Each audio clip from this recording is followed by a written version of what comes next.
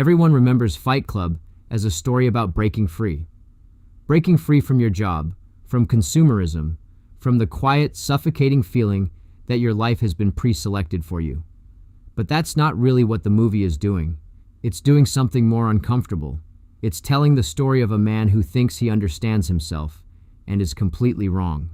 At the start, the narrator sees his life as the problem. He's numb, disconnected, stuck in a loop of work, sleep, and catalog furniture. So he builds a story in his head. I'm not the issue. My life is. And like most of us would, he starts looking for a way out. Not a small adjustment, not therapy, not a hobby, a transformation. That transformation shows up as Tyler Durden. Tyler is everything the narrator thinks he's missing. Confident, decisive, completely unbothered by rules or consequences.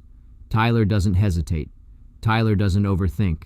Tyler doesn't care what anyone else thinks. In other words, Tyler feels like a solution, but he's not. He's a projection. The narrator believes he's split into two people, the weak version, himself, and the strong version, Tyler. But the movie quietly flips that idea. Tyler isn't stronger. He's just unchecked.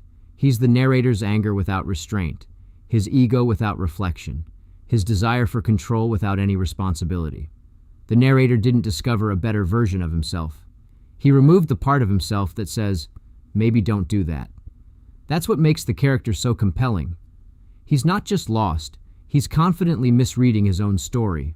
He thinks he's on a journey toward becoming something better. In reality, he's spiraling deeper into the parts of himself he doesn't understand. And that's not unique to him. There's a quiet, familiar idea underneath all of this. I'd be better if I were more like that version of me. More confident, more aggressive, less afraid. We all have some version of Tyler. A cleaner, sharper, more certain version of who we think we should be. Fight Club just removes the safety net and lets that version run unchecked. What's interesting is that the real turning point of the story isn't the twist. It's the realization.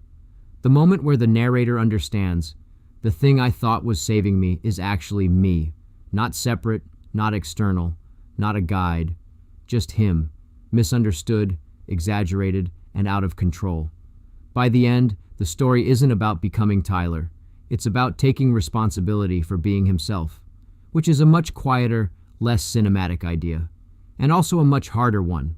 The narrator isn't compelling because he's broken. He's compelling because he's wrong in a way that feels almost reasonable. That's what makes the story stick. Not the violence, not the twist, not even Tyler, but the slow realization that the hero of the story never really existed as something separate, and the problem never left. Thanks for listening. Catch The Quiet Quotient on YouTube and all major podcast platforms. To help us grow and keep supporting creators, please like, follow, and subscribe. Want to get in touch?